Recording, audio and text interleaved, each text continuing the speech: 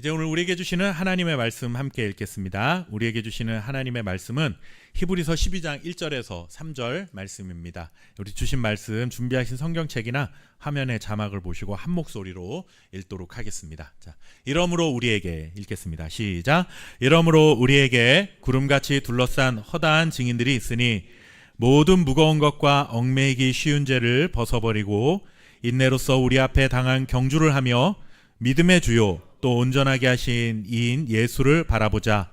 그는 그 앞에 있는 기쁨을 위하여 십자가를 참으사 부끄러움을 개의치 아니하시더니 하나님 보좌 우편에 앉으셨느니라. 너희가 피곤하여 낙심하지 않기 위하여 죄인들이 이같이 자기에게 거역한 일을 참으신 이를 생각하라. 아멘.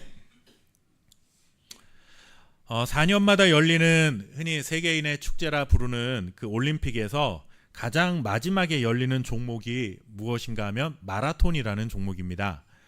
다양한 종목들에 많은 메달이 걸려 있지만 이 마라톤 경기가 갖는 상징성이 올림픽에서는 그만큼 크기 때문에 마라톤을 제일 마지막 경기로 운영을 하는 것이죠.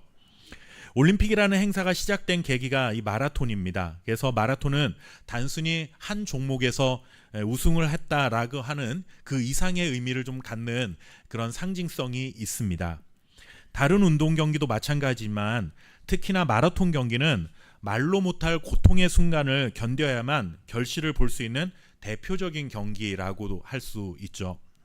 수없이 연습하며 완주했던 마라토너들도 이 레이스를 펼치는 이 42.195km라고 하는 긴 거리를 달리는 도중에는 정말 다시는 뛰고 싶지 않다라는 생각이 들 정도로 극한의 공포와 어떤 그런 힘든 시간들을 견뎌내야만 한다고 합니다. 그리고 달리는 내내 누구와 이게 대신할 수도 없고 그리고 또 동행할 수도 없는 정말 혼자만 달려야 하는 매우 고독한 싸움이 약 2시간 가까이 혹은 2시간 좀 넘는 시간을 그렇게 달려야 하는 것이죠. 이러한 공포와 고독감을 이겨내기 위해서 극한의 인내심과 또 지구력이 필요하고 극한 지점에서도 포기하지 않고 또 회생할 수 있도록 훈련이 뒷받침되어야 하고 그리고 또 체력 소모를 적절하게 분배할 수 있는 지혜 등도 필요한 종목이라고 하면 바로 이것이 마라톤이라고 하는 종목입니다. 그래서 사람들은 우리가 살아가야 할 인생을 어디에다가 종종 비유하냐면 인생은 마라톤과 같다라는 그런 비유를 하는 이유이기도 합니다.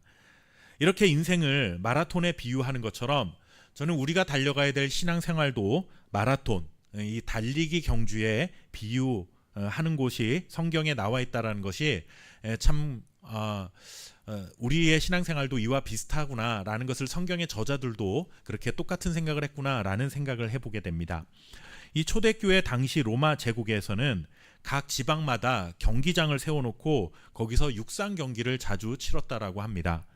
그래서 신앙생활을 하는 그 당시 사람들에게 가장 익숙했던 그 운동 경기 중에 하나인 이 달리기 경주를 비유해서 오늘 히브리서 12장이 하나님의 말씀 그 교훈을 전하고 있는 것이죠.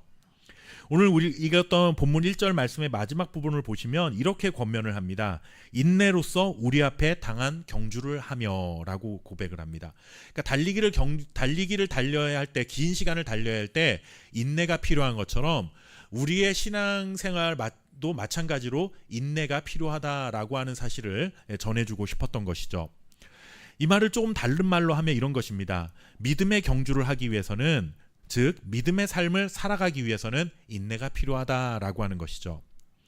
그렇다면 마라톤 경주를 하기 위한 달리기 선수가 뭔가 그 경기에 나가기 위해서 여러 가지 준비를 해야 되는 것처럼 우리도 신앙생활을 정말로 이렇게 의미 있는 신앙생활을 올 한 해 동안 잘 달려가기 위해서는 우리도 철저한 준비가 필요합니다. 아무런 준비도 되어 있지 않는 사람이 어느 날 갑자기 42km를 뛰는 그 마라톤 선수를 보고 야, 저 사람 뛰는 거 보니까 너무 멋있는데 그러고 다음 날부터 갑자기 저 강변에 나가가지고 42km 뛰면 어떻게 될까요? 잘못하면 목숨을 잃는 수가 있습니다. 10km도 못 가서 쓰러지는 일이 거의 태반일 것입니다. 그 거리를 뛰기 위해서는 처음에는 3km, 5km, 10km 이렇게 뛰는 훈련을 통해서 반복해서 내 근육도 만들고 나의 심장도 그렇게 튼튼하게 만드는 것이 필요하지 오늘 뭐 이렇게 우리가 흔히 요즘 하는 말로 필 받았다고 해서 그냥 갑자기 운동화 신고 달려 나가면 여러분들 큰일 납니다. 건강에 굉장히 큰 해가 될 수 있습니다. 그것처럼 믿음의 경주도 저는 마찬가지라고 생각합니다. 어느 날 내가 교회를 다니기 시작했고 올해부터 내가 신앙생활 좀 열심히 해야지 한다고 해서 갑자기 막 오늘부터 뭐 하루 종일 성경만 읽겠고 내가 3시간씩 기도하고 뭐 내일부터 새벽 예배를 나가야 됐고 이러다가는 제가 생각할 때 한 달이 못 가서 여러분들 신앙생활하는 게 왜 이렇게 힘들어 그러면서 불평이 나올 가능성이 많습니다. 신앙생활도 차분히 한 걸음 한 걸음 뭔가 이렇게 준비 과정이 필요하다는 것이죠.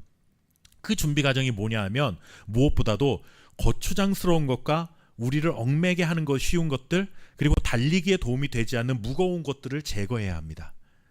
달리기 경주를 잘하기 위해서 가장 간편한 복장을 해야 됩니다.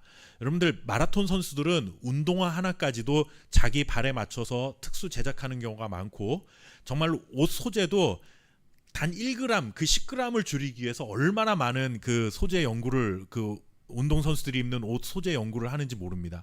그만큼 무거운 것은 가장 큰 적이죠. 오랜 시간을 달려야 한다는 것은 뭐 두루마기에 갓을 쓰고 허리에 곰방대 차고 경기장에 나와서 한복 입고 달리는 그런 사람은 없습니다. 아니면 뭐 정장 차림에 목에 넥타이 두르고 구두 신고 달리기 하러 나온 사람을 만약에 여러분들 그런 사람 보신다면 어떤 생각이 드시겠어요? 저 사람 뭐 지금 사람들한테 관심 끌려고 그러나 아니면 정신이 좀 이상한 사람이 아닌가 이런 생각을 하겠죠.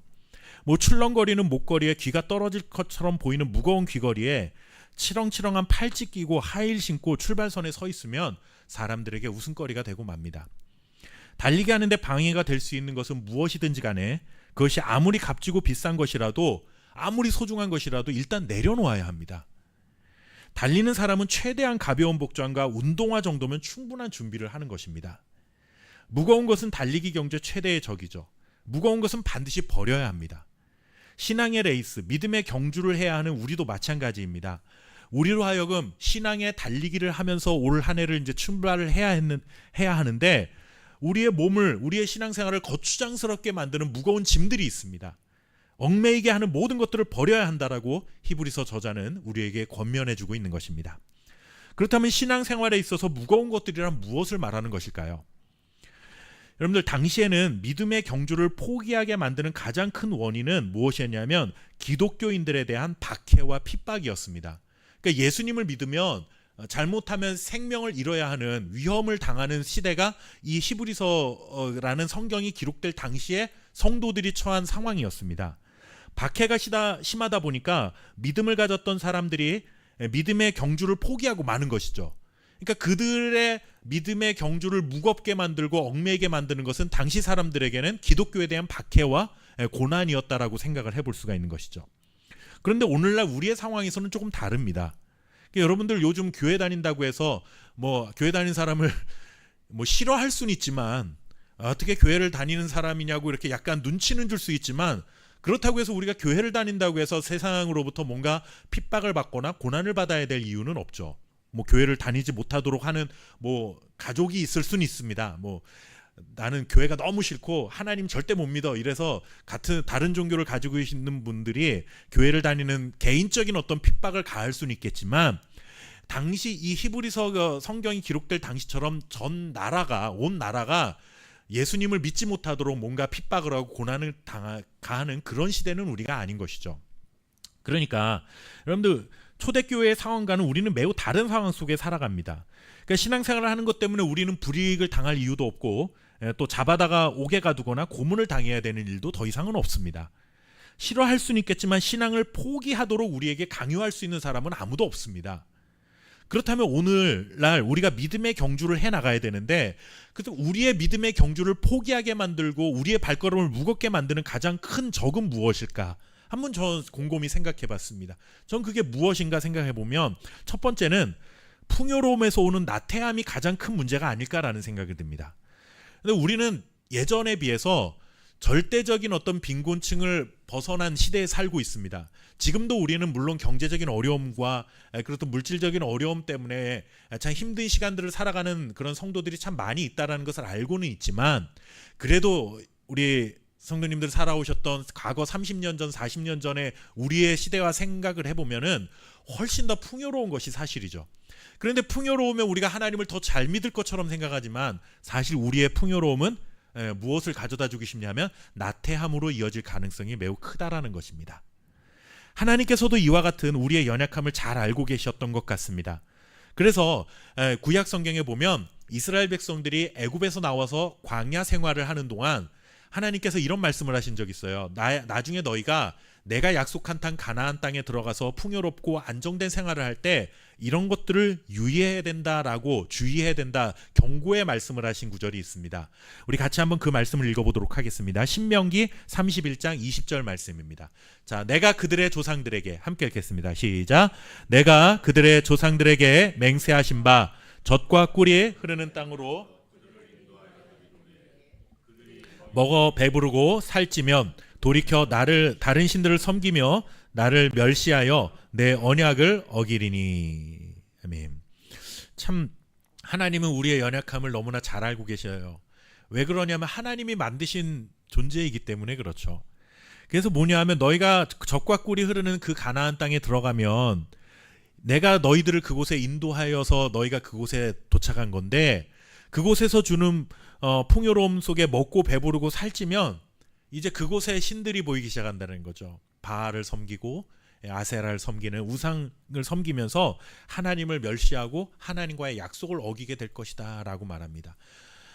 이거는 백성들을 향한 저주가 아니라 사람들이 갖는 연약함을 하나님께서 지적하고 계신 것입니다. 풍요로운 삶으로 인해 안정적인 시간이 길어지다 보면 하나님을 섬기던 신앙의 길에서 이탈할 수 있을 것에 대한 하나님의 예언적인 경고의 말씀입니다. 그만큼 나태함으로 인해 죄의 길로 갈 수 있는 우리들의 연약함을 하나님께서 잘 알고 계셨던 것이죠. 풍요로움으로 살찌고 둔해지면 모든 면에서 속도가 느려지기 마련입니다. 여러분들 마라톤 선수 중에서 막 뚱뚱하고 살이 쪄가지고 막 배가 이만큼 나온 사람 보신 적 있습니까? 42km를 뛰기 위해서 훈련을 하다 보면 그렇게 살이 찔 수도 없거니와 여러분들 그렇게 살이 찐 사람은 42km를 또 달릴 수도 없습니다. 모든 면에서 여러분들 살이 찌고 우리 몸도 그렇습니다. 살이 찌고 둔해지면 속도가 느려집니다. 앉았다 일어나는 속도도 느려지고 일어났다가 앉을 때도 느리고 뭐 하나 이렇게 시켜도 다른 사람 한 10초 걸릴 거 아마 20초 걸리고 이게 뭔가 행동이 느려져요. 그러면 결국 믿음의 경주를 포기하고 많은 일들이 일어날 수 있다라는 것입니다. 우리말이 그런 말 있잖아요. 앉으면 눕고 싶고 누우면 또 자고 싶고 이런 말들이 왜 나오겠습니까? 우리가 가지고 있는 본성 자체가 그렇게 나태해질 수 있는 본성이 굉장히 강하다라는 것입니다. 그리고 이렇게 믿음의 경주를 포기하게 만드는 또 다양한 요소들을 통틀어서 뭐라고 이 풍요로움 속에서 오는 나태함과 모든 것을 통틀어서 뭐라고 말하냐면 성경은 그것을 죄라고 명명하는 것입니다. 여기에 있는 우리 모두가 2026년에도 믿음의 삶을 살아가야 하는 믿음의 경주자들입니다. 우리는 이미 출발선상에 서 있는 달리기 경주를 하려고 서 있는 이미 출발을 막 해가지고 막 달리기 시작한 그런 상태에 우리가 있는 것이죠. 나에게 있어서 신앙의 레이스를 포기하게 만드는 문제가 무엇인지를 정확하게 알고 우리가 그것을 제거해야만 하나님께서 원하시는 믿음의 삶을 살아갈 수 있는 준비가 이루어지는 것입니다. 그런데 한 가지 문제가 있습니다. 그건 무엇인가 하면 내 삶을 풍요롭게 하고 나태하게 만들 수 있는 것, 흔히 죄라고 여길 만한 것들이 대부분은 버리기가 어렵다라는 것입니다. 근데 하지만 당장은 힘들고 아프고 때로는 손해가 되는 괴로울 수 있지만 그래도 영적으로 필요 없는 군더더기 그런 살들을 신앙의 훈련을 통해 우리가 흔히 우리 살을 빼는 걸 다이어트라고 하잖아요. 우리도 신앙의 다이어트를 하지 않으면 2026년 신앙의 레이스를 잘 달려갈 수가 없는 것이죠. 여러분들 다이어트에는 뭐가 필요합니까? 바로 인내가 필요한 겁니다. 먹고 싶은 것 참아야 됩니다. 그리고 또 가만히 있고 싶지만 나가서 뛰어야 되고 무거운 거 들고 여러분들 운동을 해야 여러분들 그런 인내의 시간들을 거쳐야만 살을 뺄 수가 있는 것처럼 우리의 신앙의 레이스를 게으르게 만들고 포기하게 만드는 그런 죄로 우리를 이끌어가려고 하는 그런 것들을 버리기 위해서는 반드시 인내가 필요하다라는 거예요. 인내라고 하는 것은 꾸준히 참고 견디는 것을 말합니다. 그냥 한 번 참는 게 아니라 꾸준히 참고 견디는 거예요. 연초가 되면 이런 헬스장이나 이런 데가 다른 때보다 좀 더 붐빕니다. 왜 이유는 다 여러분들이 아실 거예요. 연초가 되면 올해는 내가 꼭 다이어트에 성공해 보리라 이런 마음 때문에 나가서 뛰는 사람도 더 많아지고 또 헬스장에 가서 운동하는 사람도 많아지고 뭐 우리 나름대로 다 그런 계획들이 있잖아요. 그런데 여러분들 하루 가고서는 와 오늘 내가 참았어 이걸 가지고 인내라고 하진 않잖아요. 하루를 가고 한 달을 가고 1년을 가고 정말 가기 싫은 그 헬스장 가면서 억지로 가서 운동을 하면서 참는 그렇게 긴 시간을 참는 걸 우리는 인내한다고 그러지 어느 날 한 번 꾹 참은 거 하루 참은 거 가지고 인내한다라고 말하진 않습니다. 그러니까 신앙의 레이스는 여러분들 어느 날 하루 우리가 성경 막 읽어가지고 야 내가 오늘 하루 종일 성경 읽었더니 내가 복음서를 다 읽었어 이런 걸 가지고 여러분들 신앙의 그런 인내로서 믿음의 삶을 달려갔다 말하는 것이 아니라 하루에 3장이 됐던 4장이 됐던 꾸준히 읽어가면서 내가 그 내 시간 속에서 하나님의 말씀을 가까이 두는 그러한 시간들을 계속해서 일관성 있게 가져가는 것을 가지고 인내한다라고 표현을 한다라는 거예요. 여러분들 1kg 찌는 거 마음만 먹으면 언제든지 가능한 일이지 않습니까? 며칠만 그냥 먹고 싶은 거 다 먹으면 1kg 금방 쪄요. 그런데 그 1kg 빼려면 여러분들 얼마나 죽을 힘을 다해서 달리고 또 힘들게 운동을 해야 되는지 아마 다 해보셨을 겁니다. 먹는 거 좋아하는 사람들은 더더욱 이 살 빼는 게 쉽지는 않은 일입니다. 영적으로도 군살을 빼고 영적인 다이어트 하는 것도 마찬가지입니다. 그래서 히브리서 저자가 오랜 고통을 견디고 이겨야 한다는 뜻에서 인내로서 경주를 하십시오라고 그렇게 말을 하고 있는 것입니다. 알기는 잘 알지만 진심으로 동의하고 그렇게 살기는 참으로 힘든 말이 인내하며 살아간다라는 말입니다. 우리 그 말 모르는 사람은 없죠. 그런데 그것을 실천하고 살아가기가 참 쉽지가 않습니다. 어찌 보면 참으로 무책임한 정답이 아닐까라는 생각이 들기도 해요. 그런데 성경조차도 이 무책임한 정답 같은 이 말을 되풀이하고 있는 것을 보니 한편으로는 또 씁쓸하기도 합니다.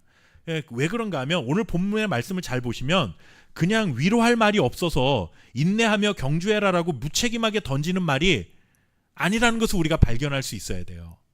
우리에게 실질적인 위로와 약속을 주고 있습니다. 그 말은 무슨 말인가 하면 너희가 인내로서 믿음의 경주를 달려가는 것은 마라톤 경기처럼 혼자 알아서 잘 달려봐라 라는 것이 아니라 누군가 너와 함께 이 믿음의 길을 함께 달려줄 자가 있기 때문에 너희도 인내하면서 이 경주를 충분히 달려갈 수 있다라는 말씀이라는 것입니다. 여러분들 이 말의 차이를 좀 분명히 아셔야 돼요. 제가 오늘 여러분들에게 자 여러분들 건강을 위해서 오늘부터 42km를 나가서 뛰십시오 이렇게 말하는 것은 말도 안 되는 이야기잖아요. 그런데 오늘 이 인내로서 경주하라 믿음의 삶을 경주하라라는 말은 그렇게 무책임한 말을 그냥 좋으니까 해라 이런 뜻이 아니라 너가 인내로서 믿음의 경주를 달려가는데 너만 달리는 게 아니라 너와 함께 달려줄 동반자가 있어. 그러니까 너도 충분히 달려갈 수가 있어라고 말해주고 있는 약속이 담겨 있다라는 것입니다. 1절 말씀에 보시면 이런 말씀이 기록되어 있죠. 이러므로 우리에게 구름같이 둘러싼 허다한 증인들이 있다라고 말합니다. 이 말이 무슨 말입니까? 지금까지도 인내로서 믿음의 경주를 달려간 증인들이 얼마든지 있다.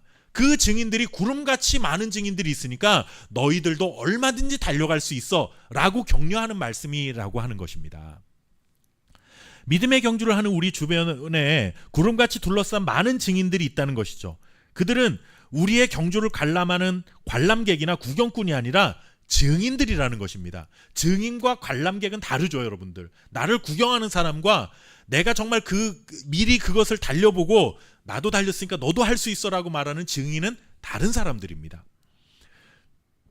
증인은 그 사건을 직접 경험한 사람들입니다. 히브리서 저자는 우리에게 그렇게 말해주고 있는 거예요. 믿음의 경주가 인내로서 달려가야 될 힘든 싸움이지만 너희 주변에 이미 그렇게 살아간 많은 증인들이 있으니까 얼마든지 할 수 있는 일이야 라고 우리를 격려의 자리로 몰아가고 있는 것입니다. 그 증인들이 누군가 하면 여러분들 우리가 읽은 히브리서 12장 말씀 앞장을 보시면 히브리서 11장이 나오는데 히브리서 11장에는 구약에 많은 믿음의 사람들의 그런 이름들이 기록이 되어 있습니다. 그래서 흔히 우리 성도들은 히브리서 11장을 믿음장이라고 부르는데 거기에는 왜 그런가 하면 구약 성경에 나오는 하나님의 사람들이 이렇게 믿음을 살면서 인내하며 자신의 삶을 그렇게 채찍질하면서 하나님의 뜻을 살아간 많은 증인들을 다 나열해 놓은 거예요. 11장에 그렇게 그 사건들을 요약해서 이런 사람도 있었고 다윗도 있었고 아브라함도 있었고 이런 사람들 쭉 기록한 다음에 히브리서 12장에 넘어오면서 뭐라고 하는 거예요? 자, 이렇게 많은 믿음의 사람들이 인내로서 믿음의 삶을 살지 않았느냐. 그 구름 같은 증인들이 너의 주변에 이렇게 많으니까 너도 그렇게 살 수 있어 라고 지금 말해주고 있는 것이죠. 그런 증인들을 셀 수 없이 만큼 허다하게 많으니 너희도 그들처럼 믿음으로 살아갈 수 있다라는 것을 히브리서 저자는 우리에게 말해주고 싶었던 것입니다. 이 사람들이 살아갔던 삶의 정황은 각기 다르고 다양합니다. 하지만 그런데 공통점이 있습니다. 그것은 무엇인가 하면 모든 무거운 것을 다 버리고 신앙의 달리기를 한 사람들이다 라고 하는 것입니다. 그들은 어떤 환경을 만나도 하나님은 신실하시고 변함이 없으신 분이라는 것을 믿고 의지할 뿐이라는 사실을 믿고 믿음으로 살았던 사람들이다. 그렇게 소개하고 있는 것입니다. 이런 시대와 장소를 뛰어넘는 믿음으로 살아갔던 증인들을 소개되고 있지만 바꿔 생각해보면 시대와 장소를 뛰어넘어 한 번도 자기 백성들을 속이시거나 실망시키지 않으시고 또 외면하지 않으시고 그들과 맺은 언약을 반드시 지켜가시는 하나님이 그들과 함께 계셨고 그 하나님이 지금 너희들과도 함께하고 계시다라고 하는 것을 말해주고 싶었던 것이죠. 이렇게 수많은 믿음의 경주를 했던 증인들이 있다는 말씀도 되는 것이지만 여러분들 이것을 반대로 뒤집으면 이런 말이죠. 그 수많은 믿음의 경주자들을 다 지켜내신 신실하신 하나님이 살아계신다. 여러분들 우리가 신앙생활을 하면서 가장 반드시 꼭 기억해야 될 것 한 가지가 있다면 그것은 무엇인가 하면 하나님은 살아계신 분이다라는 것입니다. 우리는 죽은 하나님을 믿는 것이 아닙니다. 연초에 TV를 틀면 연말 연초에 TV를 틀면 좀 기분이 상하는 게 있어요. 뭐냐 하면 모든 그 예능 프로그램이나 이런 데서 그 무속인들을 불러다가 누구의 운세는 어떻고 올 한 해의 운세는 어떻고 뭐 이런 이야기들을 하는 거를 굉장히 자주 합니다. 그래서 A라는 연예인이 SBS도 나올 수 있고 KBS도 나올 수 있고 MBC도 나올 수 있잖아요. 근데 사람 바꿔가면서 이 무속인은 이 사람한테 이 똑같은 이런 얘기하고 또 저 사람은 이런 얘기하는데 그 얘기를 들어보면 뭐 사실 구체적인 얘기는 하나도 없잖아요. 이렇게 살아도 맞는 것 같고 저렇게 살아도 맞는 것 같은 얘기들만 하면서 그 말이 맞네 틀리네 이런 이야기들을 해요. 참 뭐 신앙을 떠나서 그런 것들이 자꾸 TV에 나오면서 사람들의 그런 그 가치관에 영향을 준다는 것이 목사로서는 그렇게 바람직하지 않다라고 생각이 듭니다. 그런데 그들이 섬긴다고 해야 되나요? 그들이 갖고 있는 그 신앙, 무속신앙이라고 하는 것은 여러분들 우리와 가장 큰 차이점 무엇이냐 하면 그들의 신은 죽은 신이고 하나님은 살아계신 분이다라고 하는 것에 차이가 있는 거죠. 시편 말씀에도 분명히 기록하고 있지 않습니까? 세상에 호흡이 있는 것들은 다 이미 죽음에 이르는 것들이다라고 말씀하고 있습니다. 사람의 손으로 만든 거는 다 죽은 것들이나 하나님은 영원하신 분이고 하나님의 말씀만이 영원하다라고 우리에게 분명히 말씀하고 있습니다. 여러분들 교회에 와서 우리가 설교를 들을 때 한 가지 주의해야 될 점이 있습니다. 목사님의 말씀이 진리가 아니잖아요. 그렇죠? 우리는 그런데 자칫 신앙생활을 하다 보면은 성경 말씀이 하나님의 말씀이고 하나님의 말씀이 곧 진리인데 우리는 그 신앙생활을 자신이 신앙생활하고 있는 그 교회 목사님의 말씀이 진리인 것처럼 여기는 경향이 있습니다. 이 굉장히 위험한 일이죠. 제가 여러 차례 말씀드린 적 있지만 제가 하는 설교에는 하나님의 말씀도 있지만 이 하나님의 말씀을 잘 전하고 여러분들이 잘 이해할 수 있도록 뭔가 저의 말과 세상의 말이 섞여 있는 부분들이 분명히 있습니다. 그것을 뭐 거짓말이라고 표현할 수는 없지만 그것이 시대에 따라서는 달라질 수 있다라는 거예요. 상황에 따라서는 달라질 수가 있는 거죠. 우리가 믿는 것은 하나님의 말씀이 진리라는 사실을 믿는 것이지 목사님의 말씀이 진리인 것은 아닙니다. 그런데 우리는 자주 오해해요. 말씀을 전하는 목회자들도 오랜 시간이 지나다 보면 본인들이 하는 말들이 다 진리라고 착각을 하고 성도들도 목사님 말씀이면 모든 게 다 진리라고 착각을 합니다. 그러니까 여러분들 신앙생활 다른 교회에서 저는 한 번도 우리 교회에서 그런 말 한 적 없지만 다른 교회에서 신앙생활 하신 분들은 목사님이나 그런 분들한테 이런 말 들어보신 적 있을 거예요. 목사님 말씀이 곧 하나님의 말씀이니까 그대로 순종하라고. 세상에 그런 비성경적인 말이 어디 있습니까? 목사님 말이 왜 하나님의 말씀이에요? 목사님이 하나님의 말씀을 전할 때 그게 하나님의 말씀이죠.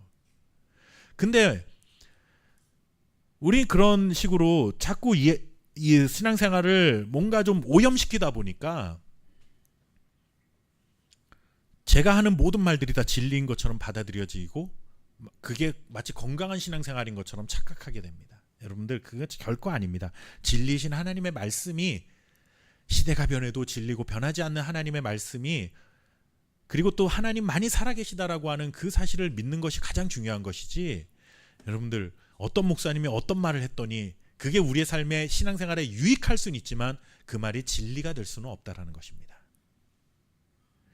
우리가 믿는 것은 하나님의 말씀이에요. 근데 그 하나님의 말씀이 뭐라 말씀하시냐면 하나님은 살아계신 분이다라고 말하고 있습니다. 살아계신 분이다. 이게 왜 중요하냐? 살아계시기 때문에 우리와 믿음의 경주를 함께 달려가실 수 있는 분이다라는 거죠. 대부분 여러분들 무속신앙이나 예전에 우리가 옛날 그 토속신앙들을 보면 대부분 그런 거 있잖아요. 어느 나라나 그런 토속신앙에 보면 그런 비슷한 게 있습니다.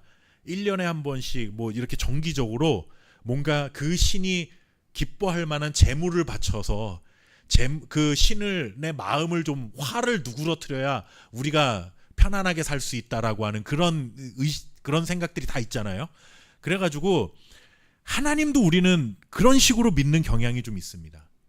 하나님의 화를 누그러뜨리기 위해서는 뭔가 우리가 좀 하나님을 위해서 뭐를 많이 해야 하나님이 좀 나에게 복을 주시고 내가 좀 평안하게 살 수 있다라고 하는 이런 착각을 해요. 완전히 잘못된 겁니다.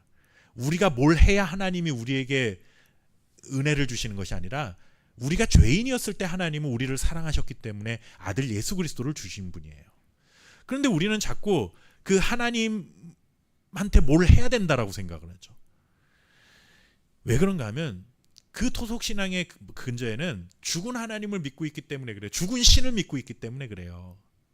그러니까 자꾸 그 죽은 신을 향해서 뭔가 내가 자극을 시켜서 그가 나를 위해서 뭔가를 해주도록 만들어야 된다라는 그런 기본적인 가치관이 거기에는 스며들어 있는 것이죠. 그러나 하나님은 살아계신 분입니다. 홀로 스스로 판단하시고 모든 것을 결정하시고 자신의 생각과 뜻대로 의로움과 선하신 대로 행하시는 분이 바로 하나님이십니다. 그렇기 때문에 우리가 하나님을 위해서 뭔가 하나님이 달려가시는데 내가 달려가는 게 아니라 내가 달려가는 그 자리에 하나님이 오셔서 함께 달려가 줄 것이니 너희는 인내로서 믿음의 경주를 얼마든지 감당해낼 수 있다. 이 말씀이 오늘 히브리서 말씀이 전해주고 있는 말씀인 것입니다.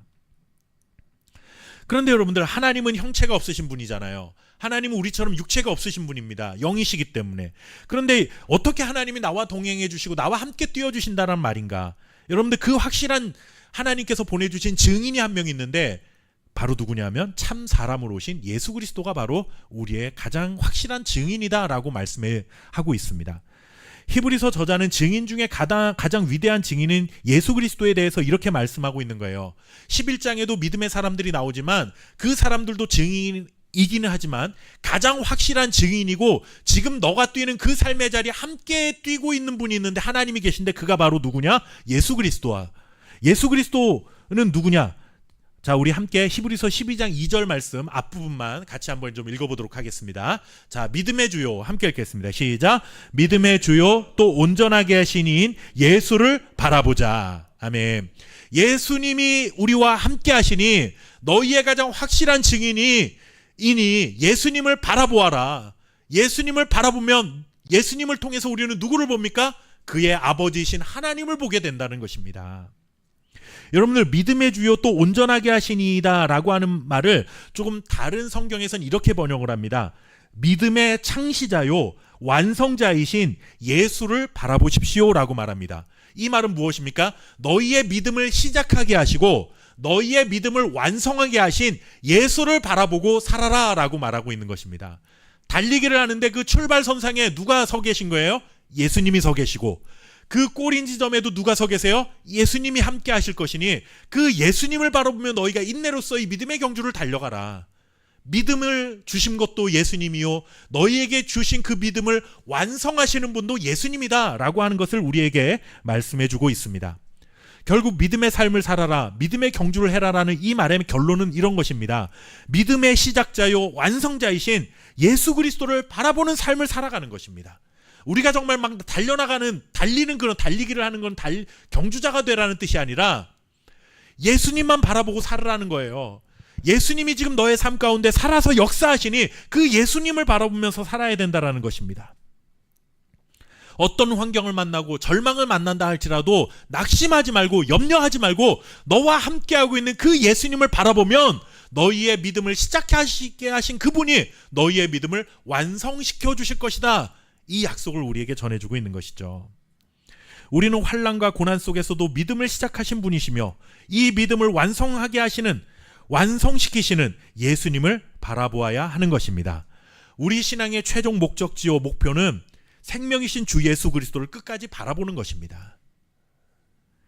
그분만이 우리의 믿음을 시작하신 분이시고 우리의 믿음을 마침내 완성시키실 분이심을 고백하며 살아가는 것입니다. 오늘처럼 세속화된 세상 속에서 신앙의 경주를 해야 하는 우리에게는 진정한 격려자이신 예수 그리스도가 필요합니다. 누군가 함께 뛰어줄 사람이 반드시 필요합니다. 나와 같이 시험당하고 나와 같이 힘겨워하셨던, 그러나 사탄의 유혹을 이기고 하나님의 뜻을 이루시며 순종하셨던 예수님이 오늘 우리에게 필요한 것입니다. 히브리서 저자는 바로 그 예수 그리스도를 바라보라 그렇게 말하면서 그분에게서 위로를 얻고 그분에게서 새 생명의 힘을 얻어 일어나 달려가라 권면하고 있는 것이죠. 예수님을 믿기 때문에 믿음의 경주를 항상 힘차게 달려갈 수 있는 것은 아닙니다. 우리의 무릎도 연약해집니다. 때로는 넘어지고 포기하고 싶을 때가 있습니다. 그러나 우리와 함께 하시는, 이미 완주하신 예수님이 너와 함께하고 있으니 그 쓰러진 무릎을 다시 세워서 다시 달려갈 수 있도록 힘주시는 예수를 바라보고 다시 일어나라 말씀하고 있습니다. 2026년이라는 달려야 할 삶의 무대가 우리에게 펼쳐졌습니다. 새해 첫날부터 솔직히 우리에게 뉴스를 보면, 세상에서 들려오는 소식을 보면 우리의 가슴을 덜컥 내려앉게 만드는 소식들만 가득합니다. 올해는 뭐가 잘 될 거라는 소식이 별로 없어요. 올해도 힘들 겁니다. 작년보다 더 힘들지도 모르겠습니다. 그러나 두려움이 찾아와 우리의 마음을 빼앗는다 할지라도 우리는 우리의 시선을 우리의 소망 대신 예수 그리스도에게 고정하면 우리는 그 두려움에서 일어나 또 믿음의 길을 달려갈 수 있는 한 해가 될 수 있을 줄 믿습니다. 이것은 막연한 긍정의 힘을 여러분들에게 주는 게 아닙니다. 좋은 생각하라고 그냥 심리적으로 여러분들을 위로하기 위해서 하는 말씀이 아니라 믿음의 시작자요 믿음의 완성자이신 예수님께서 그 능력의 손으로 우리의 손을 꼭 붙들고 내가 너희의 인생 여정 가운데 끝까지 함께하겠다 말씀하시는 그 약속이 우리에게 있기 때문에 우리에게 갖게 되는 소망이라는 사실을 믿으시기 바랍니다. 우리가 부르는 찬송가 중에 이런 가사가 있죠. 세월 지나갈수록 의지할 것뿐일세. 아무 일을 만나도 예수 의지합니다.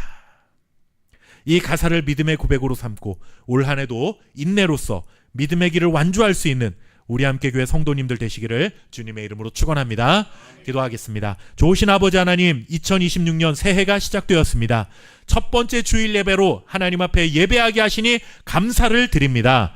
아버지 하나님, 우리 앞에 펼쳐질 세상이 어떤 세상일지 우리는 알지 못하나 하나님께서 예수 그리스도를 우리 가운데 증인으로 보내주시고 믿음을 시작케 하셨고 믿음을 완성케 하시며 그 가는 과정 가운데 함께 동행하며 함께 달려갈 수 있도록 우리에게 허락해 주신 분인 줄 믿사오니 어떤 환경에서도 주님만 바라보며 믿음의 경주를 달려갈 수 있는 하나님의 백성들이 될 수 있도록 주여 우리와 함께하여 주시옵소서.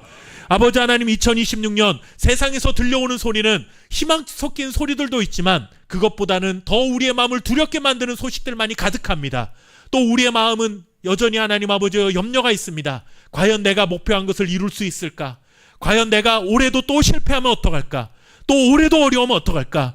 이런 하나님 아버지의 연약한 마음이 들 때마다 예수님을 바라보며 우리에게 격려하시고 인내로서 믿음의 경주를 달려가며 내와 너와 함께 하겠다라고 말씀하시는 예수님을 바라보며 그 힘든 자리를 떨치고 일어나 하나님 앞에 믿음의 경주를 힘차게 달려갈 수 있는 주의 자녀들이 될 수 있도록 축복하여 주옵소서. 오늘도 하나님 아버지 이와 같은 믿음의 경주를 달려갈 수 있도록 은혜를 베풀어 주신 하나님께 감사하며 구별하여 예물을 드립니다. 하나님 아버지, 우리 각자 형편은 다르지만 우리의 형편에 최선의 것을 다하여 하나님 앞에 드리는 우리 성도들의 마음 가운데 하나님의 위로가 넘쳐나게 하시고, 또 저들의 삶에 꼭 있어야 할 물질로 채우시는 하나님의 복이 임하는 2026년 한 해가 될 수 있도록 주여 우리와 함께하여 주옵소서.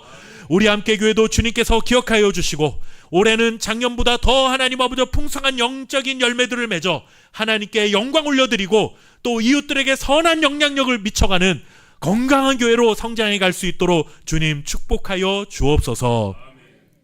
모든 말씀 감사드리며 예수님의 이름으로 간절히 기도하옵나이다. 아멘.